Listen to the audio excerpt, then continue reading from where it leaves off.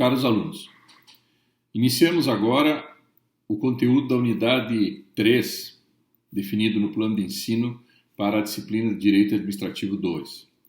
Praticamente é uma sequência do controle administrativo estabelecido pela Lei de Responsabilidade Fiscal, que nós vimos na unidade 2. Ou seja, o controle administrativo é a base da democracia e muito importante nesse conteúdo de direito administrativo. Nós diríamos inicialmente que o controle administrativo se divide em duas formas: o controle interno, feito pela própria administração sobre os seus próprios atos, e o controle realizado externamente ao poder, que nós chamamos de controle externo. Esse controle externo poderá ser realizado pelo poder legislativo, que são os parlamentares, poderá ser realizado pelo Tribunal de Contas dos Estados e da União, e o controle externo também poderá ser realizado pela Justiça, um controle jurisdicional dos atos administrativos. E, por fim, o controle externo pode ser realizado também pela população, que nós chamamos então de controle popular. O controle da administração pública, ela atinge tanto a administração direta quanto a administração indireta. Quando eu falo de administração direta, nós falamos dos três poderes: controle do poder executivo, o controle do poder legislativo, que eu entendo ser o mais importante, que representa o povo no poder, e o controle do poder judiciário, que hoje nós temos uma série de controles, inclusive interno do próprio poder, que são os Conselhos Nacionais de Justiça, Conselho Nacional do Ministério Público, etc. Não deixa de ser também um controle interno feito pelo próprio poder no âmbito do poder judiciário. Mas para nós é importante aqui definirmos quem é controlado, quais os órgãos da administração pública devem ser controlados. Eu diria que todos os órgãos da administração direta, leia-se desde o gabinete do presidente, do governador, dos prefeitos, os seus ministérios, as suas secretarias, as suas diretorias, os seus setores, todos devem ser controlados no âmbito do poder executivo, também no âmbito do poder legislativo e também no âmbito do poder judiciário. Não podemos deixar de fora e de citar aqui que o Ministério Público é um órgão de poder que deverá ser controlado, embora seja um controlador dos outros órgãos. O Tribunal de Contas da União e os tribunais de contas dos estados devem ser também controlados, embora sejam também órgãos de controle. Ou seja, eles exercem o controle sobre os outros órgãos, mas devem ser também controlados externamente, pelo próprio Poder Legislativo, que controla o Tribunal de Contas e o seu funcionamento, pelo próprio Poder Legislativo, que deve controlar o funcionamento também do Ministério Público, e vice-versa. Então, esses órgãos todos, além deles a Defensoria Pública, que foi recentemente criada em Santa Catarina, e que já estava funcionando em âmbito federal e nos outros estados, também deve ser controlado. Ou seja, quem deve ser controlado no Brasil após a Constituição de 88? Todos os órgãos da administração direta e os órgãos da administração indireta que usam dinheiro público, ou seja, mais de 50% das suas despesas são dinheiro público. Estes órgãos devem ser controlados. Isso é uma decisão já do STF acerca de quem precisa ser controlado quando não pertence à administração direta, e sim à indireta. Então, as fundações, as autarquias, devem ser controladas com certeza pelas diversas espécies de controle. A sociedade de economia mista e as empresas públicas, estas deverão ser controladas se o dinheiro público representar dentro do seu orçamento mais de 50%. Então é importante ressaltar que quem deve ser controlado no Brasil atualmente pelas diversas formas de controle, de sistemas de controle, deve ser toda a administração direta e alguns órgãos da administração indireta, principalmente as fundações e as autarquias. No caso de Santa Catarina, para exemplificar e ficar mais fácil o entendimento, a UDESC, a Universidade do Estado de Santa Catarina, é uma fundação pública estadual. Nós temos algumas fundações públicas municipais, nós temos fundações públicas federais, que é a Universidade Federal, por exemplo, é um exemplo de uma fundação pública federal que deve ser controlada também, porque o orçamento e os gastos são públicos. As autarquias são principalmente os institutos de previdência, em âmbito federal. Nós temos, inclusive, o INSS, que é uma autarquia federal. Nós temos os institutos de previdência dos estados, aqui em Santa Catarina. Os servidores públicos têm o seu próprio sistema de previdência e a gestão disso se dá através de uma autarquia. Então é importante deixar claro, a administração direta e indireta deve ser controlada pelas diversas formas de controle. O que deve ser controlado nesses atos administrativos, nesses gastos administrativos, na tomada de decisões por parte dessas administrações? Eu diria inicialmente que os 5 princípios que regem a administração pública no Brasil, estabelecidos no artigo 37, o da legalidade, o da impessoalidade, o da moralidade, o da publicidade e o da eficiência, que foi incluída recentemente pela emenda 19 à Constituição da República, devem ser controlados. Nós temos outros princípios que devem ser também ressaltados aqui e que devem servir de base para o controle da administração pública. O princípio da eficácia, se o resultado dos atos administrativos alcançar as suas finalidades, o princípio da razoabilidade, o princípio da motivação dos atos, se houve ou não motivação para o ato praticado pelo administrador, o princípio da proporcionalidade e, ressalto aqui, o princípio da economicidade, que junto com o princípio da eficiência, combinados, precisam ser bastante controlados. Ou seja, o administrador público precisa ser eficiente, né, a partir de 98. Lá em 88, esse princípio da eficiência não constava do artigo 37, mas passou a constar, então agora é possível se controlar a administração pública também em relação à sua eficiência. Eu disse lá, quando falei da Lei da Responsabilidade Fiscal, que a Lei da Responsabilidade Fiscal tinha como diretriz o planejamento e a transparência, ou seja, buscar a eficiência nos atos administrativos, ou seja, buscar a eficácia, que é o resultado positivo para a administração, com um custo menor, e isso é eficiência. Então há uma diferença entre eficácia e eficiência na administração pública. Eficácia é atingir o resultado, eficiência é atingir o resultado com economicidade, com rapidez, com moralidade, com impessoalidade, etc, etc. Então é importante ressaltar também aqui o princípio da eficiência. Os órgãos que devem ser controlados, os órgãos todos do Poder Executivo, do Poder Legislativo e do Poder Judiciário. E aqui eu ressalto novamente que nós temos outros órgãos hoje da administração pública que são o Ministério Público Federal e estaduais, os Tribunais de Contas da União e dos Estados e as Defensorias Públicas Federais e Estaduais. Nós temos 3 momentos de controle da administração pública que devem ser ressaltados. Nós temos um controle feito previamente ao ato a ser praticado, e isso é classificado como controle administrativo prévio. Nós temos o controle que é realizado durante a prática dos atos administrativos, e isso nós chamamos de controle administrativo concomitante, que pode ser tanto interno quanto um controle externo, feito por outro órgão sobre aquele órgão que está praticando o ato. E nós temos os controles posteriores, quando da prestação de contas, quando dos pareceres realizados pelos tribunais de contas, pelas ações judiciais de improbidade, ações civis públicas, por exemplo, no âmbito do judiciário. Esses são controles administrativos classificados como controles posteriores ao ato administrativo. Então, nós teríamos, quanto ao momento de controle, o controle prévio, o controle concomitante e o controle posterior. É importante ressaltar aqui que o artigo 70 e o artigo 74 da Constituição de 88 previu o chamado sistema de controle interno da administração pública. Muito importante, muito importante. Vocês devem ler esses 2 artigos, o 70 e o 74, porque ele estabelece que a administração pública será controlada internamente, ou seja, ela fará um autocontrole dos seus atos administrativos. E isso deve ser através de um sistema, ou seja, não é uma pessoa só. Deve ser várias pessoas da própria administração que serão designadas para realizar esse controle administrativo. E isso nós chamamos de sistema de controle interno. Decorre esse controle previsto constitucionalmente da autotutela dos atos administrativos. Ou seja, o gestor pratica um ato e pode corrigir o seu próprio ato. Se ele for ilegal, anulando. Se ele for contrário ao interesse público, revogando o ato.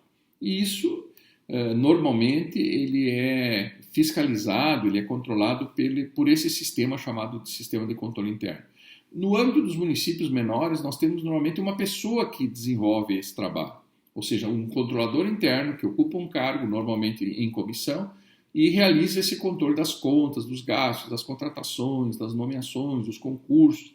Tudo que se refere ao funcionamento do Estado é feito um controle prévio, né, que é o controle interno, e controle concomitante, feito pelo próprio controle interno ao longo do momento da prática dos atos administrativos. O sistema significa para nós um conjunto de pessoas. Então, como a Constituição fala que o controle interno será feito através de um sistema, é importante montar uma estrutura administrativa própria para exercer esse controle. Esse controle interno previsto na Constituição possibilita, então, a anulação dos atos considerados ilegais. Vamos supor que um prefeito dê férias para alguém que ainda não completou um ano no serviço público. O controlador interno tem que apontar prefeito, isso é uma ilegalidade. A pessoa, para adquirir o direito às férias, precisa ter completado um ano de serviço. Se essa pessoa ainda não cumpriu, é uma ilegalidade conceder férias. E esse controle interno é que indicará, sugerirá ao gestor a tomada das decisões, no caso específico, anulando a portaria de concessão de férias, caso ele não ainda tenha esse direito. O controle interno também possibilita a revogação de alguns atos, ou seja, a contratação, né, de terceiros, quando nós temos pessoas, por exemplo, no concurso público a serem chamadas. Então não é de interesse público e também não é legal essa nomeação ou essa contratação, ao invés de nomear os concursados. Então, são várias as situações que o controle interno poderá interferir na administração pública, exercendo esse controle interno e sugerindo, por exemplo, algumas revogações. Diferente anulação de revogação. Os termos são diferentes, o significado também. Anula-se um ato administrativo quando é eivado de ilegalidade. Revoga-se um ato administrativo quando o ato não é de interesse público ou o momento da prática desse ato não é aquele momento apropriado. Não há interesse público para a prática daquele ato. Então, sugere-se a revogação do ato que já foi feito, deverá ser desfeito por revogação. Se o ato é ilegal, será desfeito através de anulação. Importante isso. O direito que as pessoas têm de que os processos administrativos inerentes às pessoas em particular sejam sérios, nós temos uma previsão e isso deve ser controlado também pelo controle interno. As pessoas têm direito de petição, direito de requerer algo perante a administração, e o inciso 78 do artigo 5º da Constituição, que foi inserido posteriormente à promulgação em 88, esse inciso 78 prevê que os processos administrativos e judiciais serão céleres e terão uma duração razoável, a sua tramitação terá uma duração razoável. Não definiu o que seria o razoável, mas eu entendo que 6 meses, no máximo um ano, os processos deveriam iniciar e serem concluídos. Então, não é possível que uma pessoa exerça o direito, um direito seu, perante a administração e que esse direito demore para ser alcançado a essa pessoa. Por isso que eu entendo que o controle interno dos órgãos administrativos e judiciais precisa estar atento a esse cumprimento, a esse inciso 78 do artigo 5º, que é direito fundamental de cada cidadão. Fora o controle interno, a Constituição da República previu uma série de outros controles que a gente chama de controle externo. O controle externo pode ser feito pelo Poder Legislativo, muito importante, são as pessoas que representam o povo, eles devem, por obrigação institucional, controlar os atos administrativos e eles controlam externamente, né? Então o Poder Legislativo controla o funcionamento do Judiciário, controla o funcionamento do Poder Executivo. Então o Poder Legislativo tem essa incumbência, legislar e fiscalizar, e essa fiscalização se reflete nesse controle. Os tribunais de contas foram criados para controlar as contas e os gastos públicos. Esse é o papel principal. Então, eles exercem também o controle externo sobre a administração. O papel do Tribunal de Contas, ou dos Tribunais de Contas, está previsto no artigo 71 da Constituição de 88. O Poder Judiciário, se chamado a atuar, né, dentro de uma lide específica, também exercerá o controle sobre a administração pública. Por exemplo, um promotor entende que o ato praticado por um prefeito é ilegal, é imoral, etc., ele pode propor esse promotor uma ação civil pública contra o prefeito e é o judiciário que exercerá o controle administrativo sobre aquele ato, declarando ele inválido ou válido. Então, o ato praticado por um gestor público poderá ser controlado externamente também pelo Tribunal de Contas, também pelo Poder Judiciário. Certo? Então, o Legislativo pode, às vezes, indicar ao Ministério Público, o Ministério Público propõe uma ação no Judiciário e o Judiciário passa a exercer esse controle administrativo sobre os atos administrativos praticados por um outro poder. Vejam, o controle que estou falando é o controle externo, exercido pelo Legislativo, pelo Ministério Público, pelos Tribunais de Contas, pelo Poder Judiciário, e nós temos a possibilidade também do controle ser feito pelas pessoas, que nós chamamos de controle popular sobre os atos administrativos. O principal controle externo, que é exercido principalmente sobre o Poder Executivo, é o exercido pelo Legislativo. Então, no âmbito dos municípios são os vereadores, no âmbito dos estados são os deputados estaduais, no âmbito da União são os deputados federais e os senadores, que representam os interesses dos estados. Os deputados federais representam o povo, por isso que eles são eleitos proporcionalmente.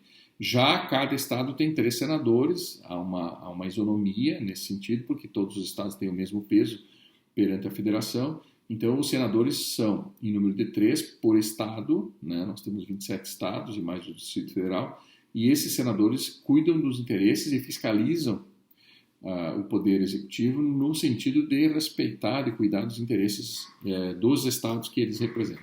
Já os deputados federais representam o povo, a população. Por isso que cada estado tem um número X de deputados federais em consequência decorrente do número de habitantes apurados em censos específicos. Bom, o controle do Poder Legislativo sobre o Poder Executivo e sobre os demais poderes é tão importante porque ele representa, né, aos olhos do povo perante a administração pública.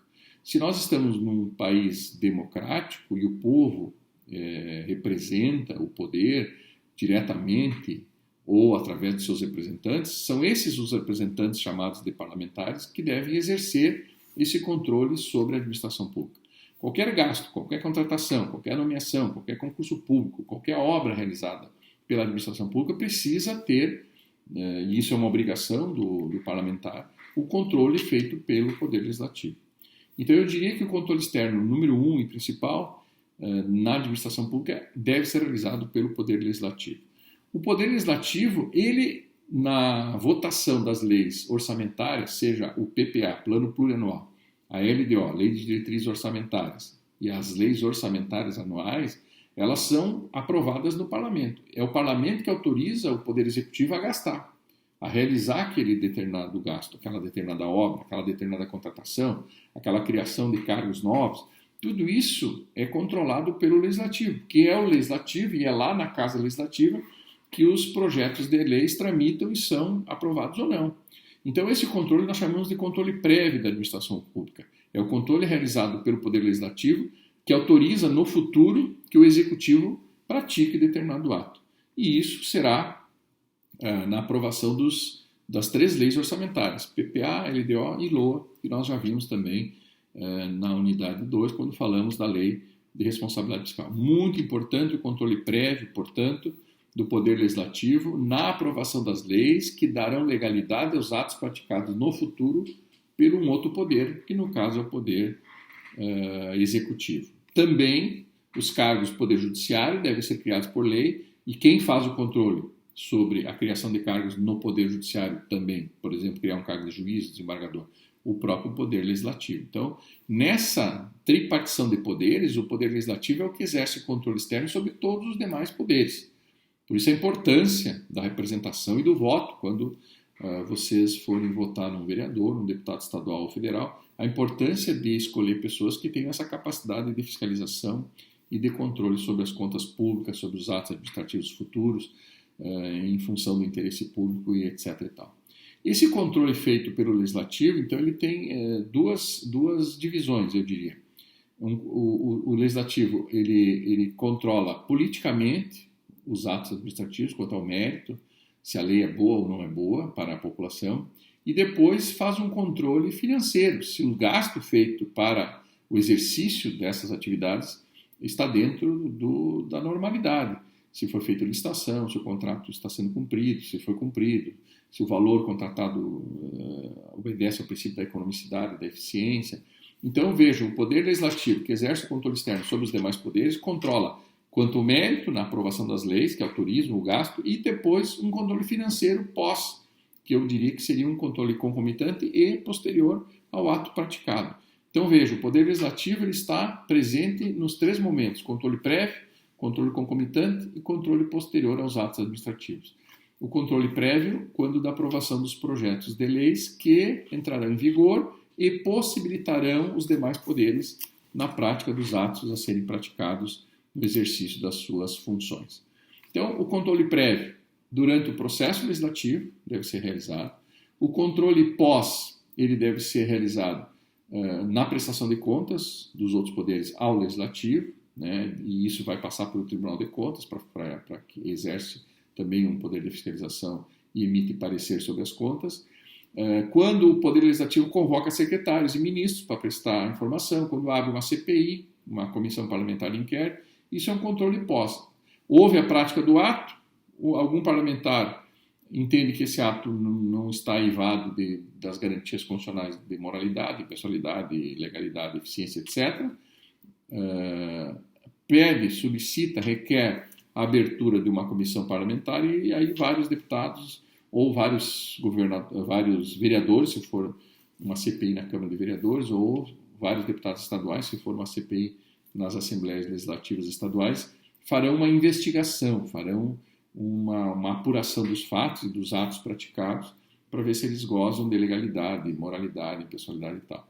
O final de uma CPI, né, que é um controle administrativo pós ao ato praticado, poderá redundar numa ação civil pública. Vamos que a CPI conclua que houve a prática de um ato imoral ou ilegal, e essa conclusão será encaminhada ao Ministério Público e poderá propor perante ao Judiciário, que fará um controle judicial desse ato de uma ação específica.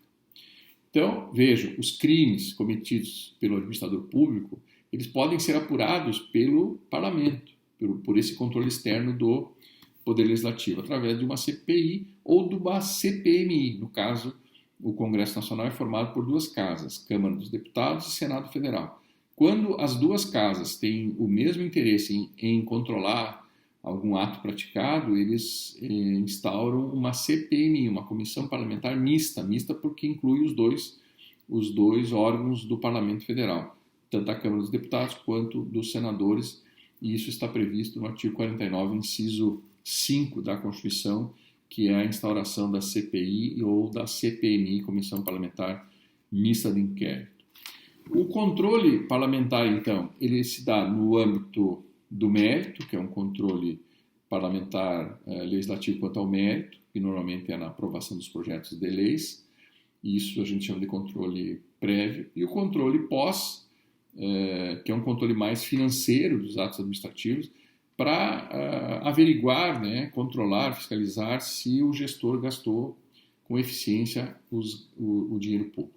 Então, vejam que há alguns mecanismos previstos na Lei de Responsabilidade Fiscal que facilitam esse controle financeiro feito pelo Parlamento. Então, o Parlamento exerce um controle externo sobre o Executivo, que presta conta dos seus atos para o Tribunal de Contas. O Tribunal de Contas faz um relatório e entrega para os parlamentares aprovarem ou não as suas contas. Então, esse é o mecanismo. É um controle externo feito pelo Parlamento, pelo Poder Legislativo, mas com apoio de um órgão de apoio que é o Tribunal de Contas. Então, o prefeito entrega o relatório bimestral, entrega os relatórios quadrimestrais ao Tribunal de Contas. O Tribunal de Contas do Estado elabora um parecer, né, uma manifestação quanto aos atos praticados, passa esse parecer para o Poder Legislativo, que, diante desse parecer, aprova ou desaprova as contas do Poder Executivo.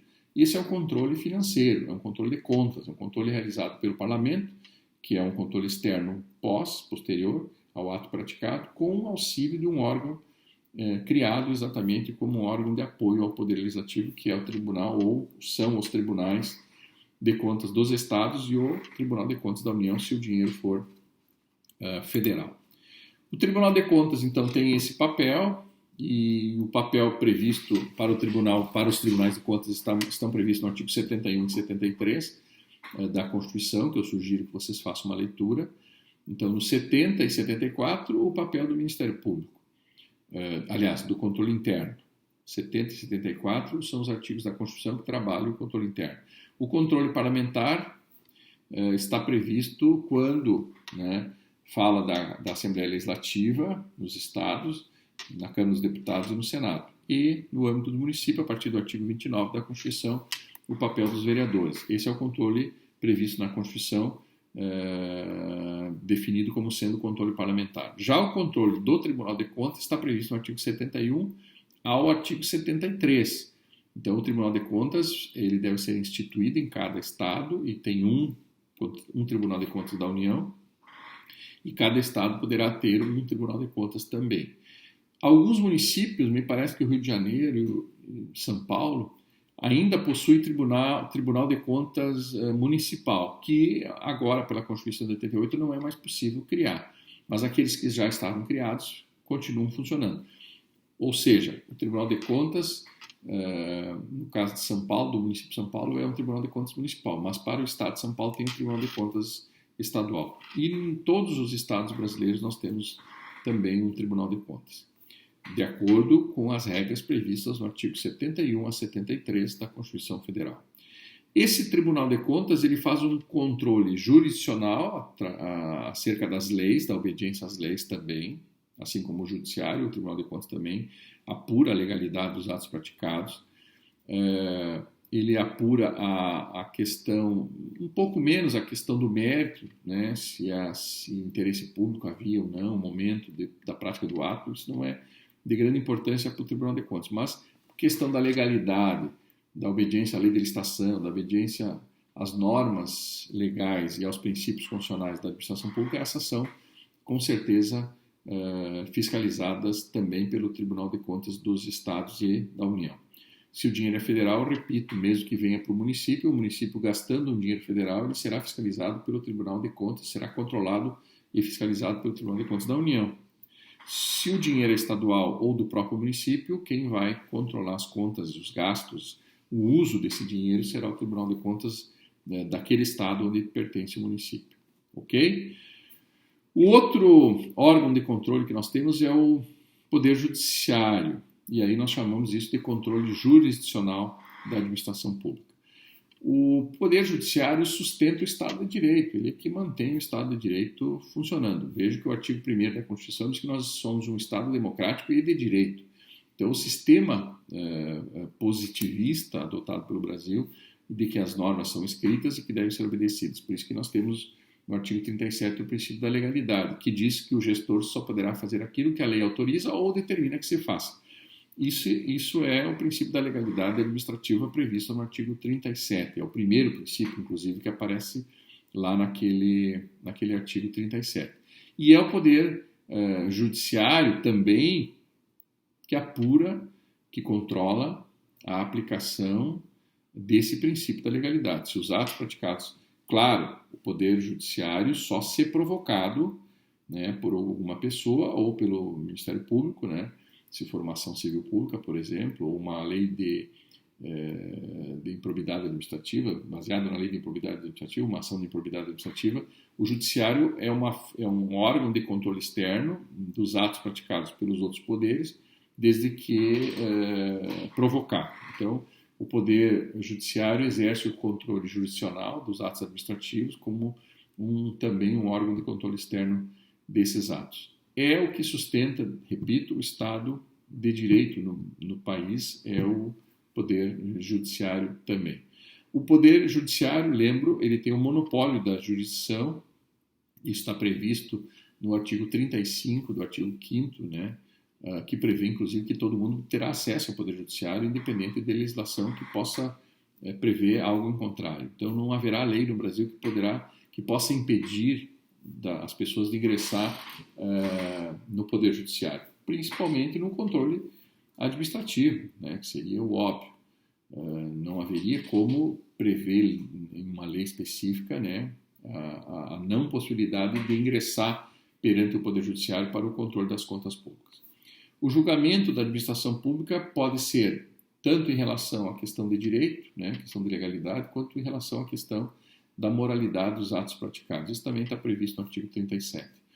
Os atos normativos que são aprovados nas câmaras, né, as leis, os atos normativos aprovados nas câmaras de vereadores, nas assembleias legislativas estaduais, no Congresso Nacional, Câmara dos Deputados e Senado, poderão ser também controlados ou discutidos quanto à sua constitucionalidade. Então, nós temos dois processos hoje no Brasil à disposição, o controle concentrado de constitucionalidade, que são as ADINs, e as ADCONs, a DIN é Ação Direta de Inconstitucionalidade, vocês vão ver uma disciplina específica de processo constitucional.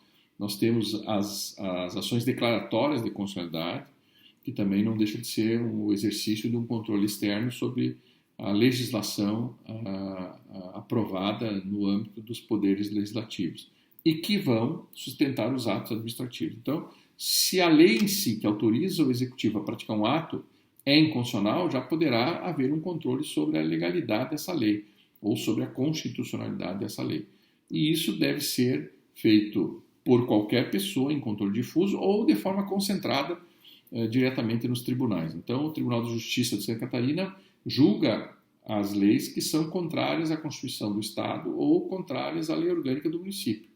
Então, o vereador aprova uma lei, os vereadores aprovam uma lei que é inconstitucional, ou seja, contraria a Constituição Estadual, é possível uma ação direta de inconstitucionalidade perante o Tribunal de Justiça de Santa Catarina. Se a lei contraria a Constituição Federal, a ação ela é protocolada junto ao Supremo Tribunal Federal, que exerce esse controle concentrado de constitucionalidade quando fere a Constituição Federal.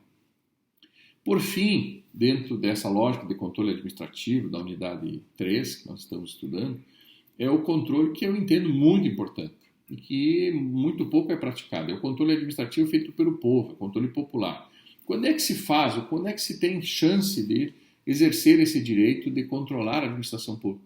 Eu diria que a cada 4 anos, no momento da eleição, é o momento certo das pessoas, do povo, controlar os atos praticados pelo gestor, pelo prefeito, pelo vereador, pelo deputado, pelo ministro, pelo presidente, pelo governador. Ou seja, a cada 4 anos nós temos uma eleição, é como se fosse um vestibular em que a pessoa se sujeita, né, ao crivo, à análise, ao julgamento da população.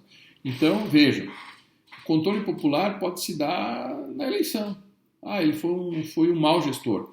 Nessa eleição que vem eu não vou votar nele e vou tirar ele desse cargo. Isso é um controle, que é um controle popular feito através da política, através do processo eleitoral periódico, previsto inclusive no artigo 14 aliás, no artigo 12 da Constituição, que prevê a questão das eleições periódicas. Nós temos também um controle popular que pode ser realizado através das audiências públicas. Veja o que diz o artigo 14, vou ler para vocês o artigo 14. Ele diz que a soberania popular será exercida, né, claro, no Brasil, pelo sufrágio universal, pelo voto direto e secreto, que é o que eu falei anteriormente, que é o processo de controle feito pela eleição, com um valor igual para todos, nos termos da lei eleitoral, mediante plebiscito, referendo ou iniciativa popular. Vejam que esses instrumentos de controle, plebiscito, referendo e iniciativa popular, também são formas de consultar, de buscar na participação popular um controle sobre os atos administrativos, que às vezes nem foram realizados ainda. Então, o plebiscito autoriza a realização de um ato futuro. O referendo também ratifica um ato praticado. Ou a iniciativa popular, quando de um projeto de lei de iniciativa popular, também pode ser uma forma de controle popular sobre os atos administrativos, impondo ao legislador que ele aprove um projeto de iniciativa popular no sentido de controlar a administração pública. Eu diria também que o controle popular se dá muito presente hoje em todas as cidades, e principalmente no âmbito dos estados e da União, mas mais no âmbito dos municípios, que é a tal da audiência pública, o instrumento chamado audiência pública. É uma forma de controle popular também. Vejam, nós temos o plano diretor das cidades que precisam passar por audiência pública. Nós temos as 3 leis orçamentárias, né, o PPA, que é feito a cada 4 anos, mas as leis de diretriz e as leis orçamentárias que são feitas anualmente precisam previamente passar por audiência pública, tanto no Executivo previamente, quanto posteriormente a entrega ao Parlamento para votar e aprovar. Tem que acontecer novamente uma audiência pública em cada um dos poderes, no Executivo e no Legislativo.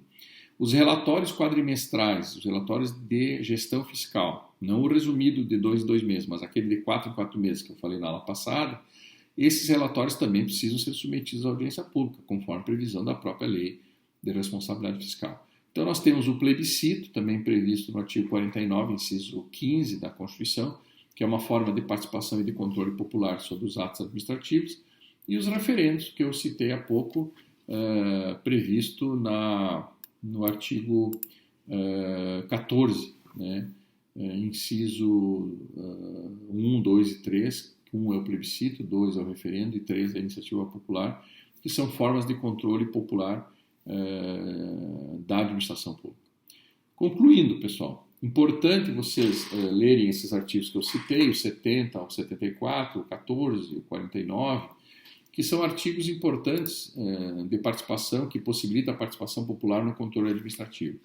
Então, resumidamente, nós temos a importância do controle sobre a administração pública. Afinal, o dinheiro que o administrador público dispõe para gastar é público, é de todos, é do povo, e por isso que o gasto do dinheiro público precisa ser controlado. Eu diria que a democracia continuará existindo no país, embora muitos não desejem isso, que é uma brutal imbecilidade. A democracia ela se sustenta exatamente nesse rodízio da participação pluripartidária, né, do poder, mas também do exercício do controle, que pode ser exercido dessas diversas formas, controle interno, controle externo, nas formas que nós vimos até agora. Então, aqui concluímos a unidade número 3 do conteúdo programático do Direito Administrativo 2 da Univale. Na aula que vem, nós vamos falar dos bens públicos, que é a unidade 4, para posteriormente tratarmos também da intervenção do Estado na propriedade privada, que é um assunto bastante importante. Então, vejam que falamos na unidade 2 da Lei de Responsabilidade Fiscal, na unidade 3 agora do controle administrativo, tanto interno quanto externo, e quais são os órgãos que exercem esse poder de controle administrativo. Muito obrigado, tenham um bom proveito dessa aula, façam a oitiva dessa aula e a leitura de alguns livros importantes sobre controle administrativo, principalmente a Maria Silva de Pietro, né, que trata muito dessa parte do controle administrativo parlamentar, da CPI, CPMI, etc. e tal. Ok? Um abraço.